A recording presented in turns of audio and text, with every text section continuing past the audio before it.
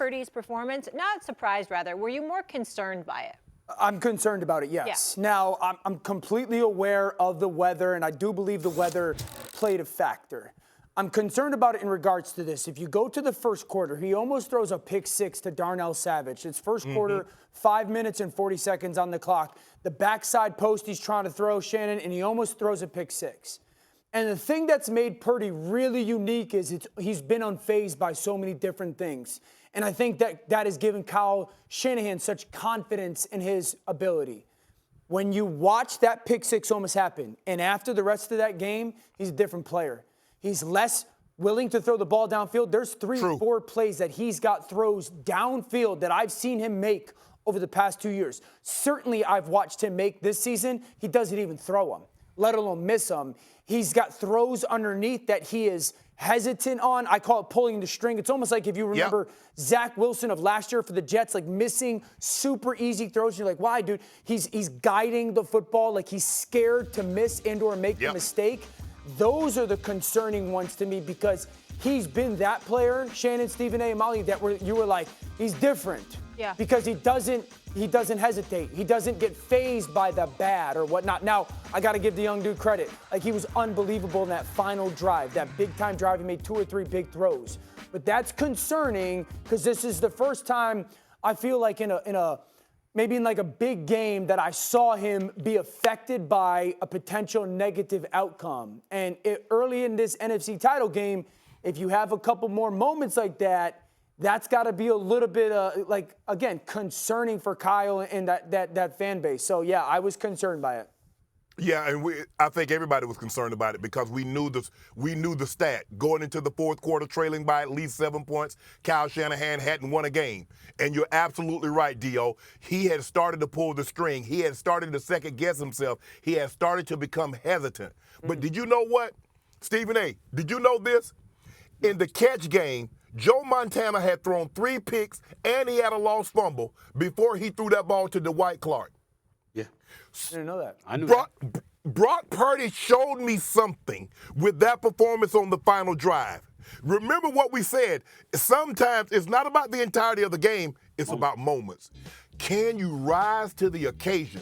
And on that final drive, when they absolutely had to have it, remember I talked about it earlier, the way you measure an offense or defense, when you absolutely have to have it, can you go get it?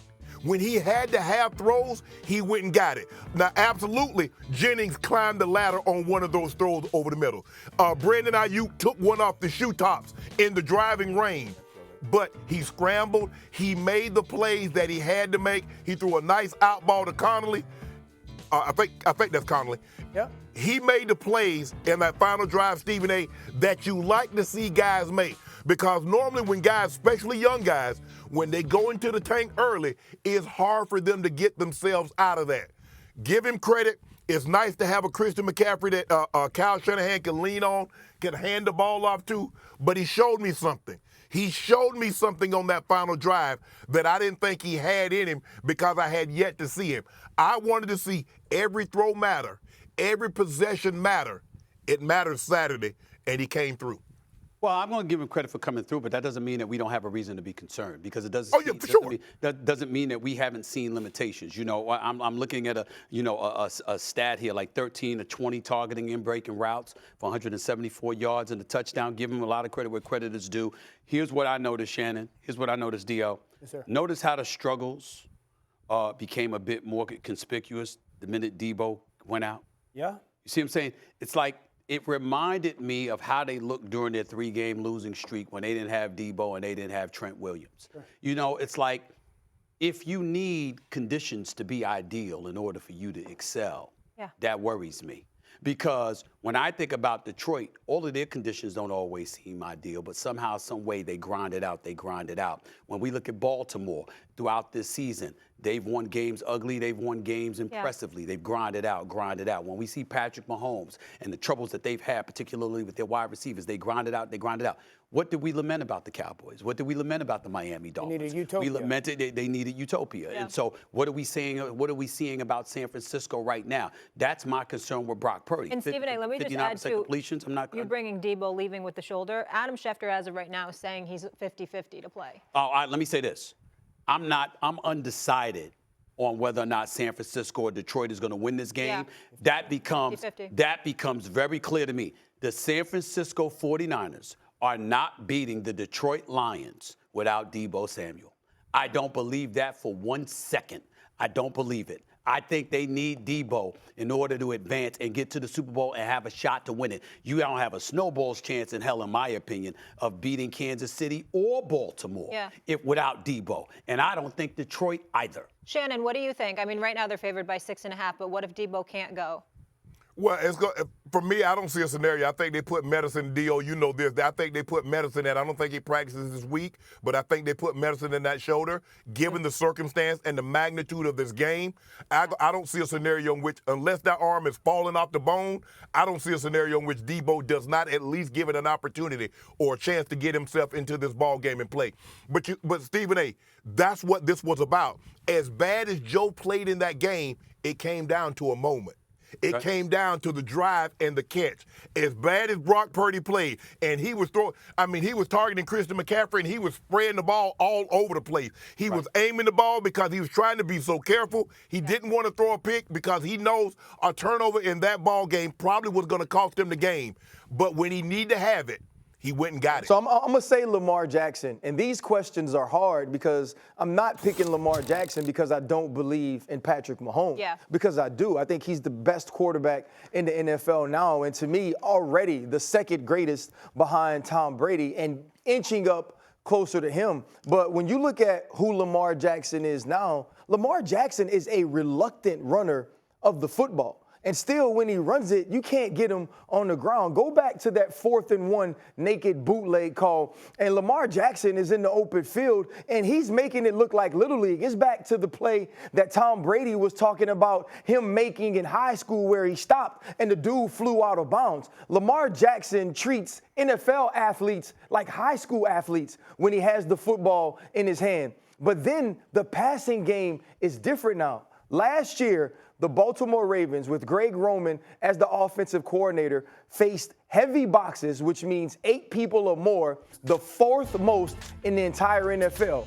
This year, the 14th. Why? Because Lamar Jackson can throw the football. Because Zay Flowers is on the outside. Isaiah Likely is making big plays. You have Odell Beckham Jr. You have Nelly on the outside. Rashad Bateman. This is a different team. And one of the plays from this game that stands out the most for me is Jalen Petrie breaking up a touchdown attempt to Isaiah Likely. And Isaiah Likely looks at Lamar Jackson, and he points up in the air like this, and Lamar taps his helmet.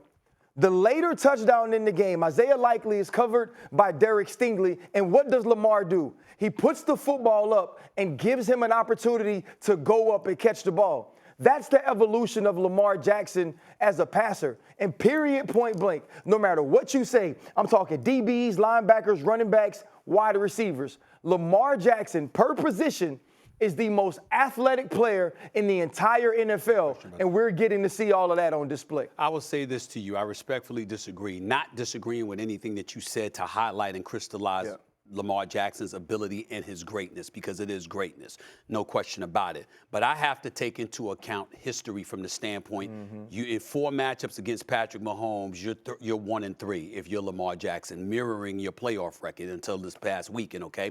That's number one. Number two, in those matchups, when we're talking about Patrick Mahomes versus Lamar Jackson, I'm thinking about the fact that this brother's just what he's doing right now.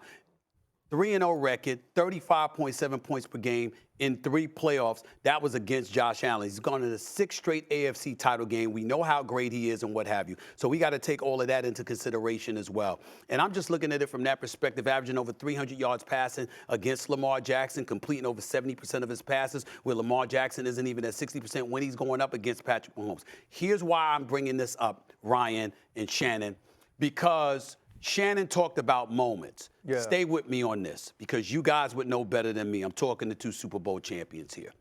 I'm thinking it's different now. See, when you go into the playoff game against a rookie and C.J. Stroud, who you know is a young stud and is going to have his day in the future, right? That's entirely different than going up against a two-time Super Bowl champion who's considered the greatest quarterback in the game today and arguably one of the great, if the greatest ever. Yeah. And so when you look at that guy and he's on that opposite side of the field, all of a sudden you can get on the field. I'm not saying Lamar Jackson's going to do this, fellas, but you can get on the field and get a bit tighter because you know you can't afford mistakes the way that you could against somebody else because this dude just happens to be that special. That's what going against, when I just wanted to give y'all this insight as a reporter.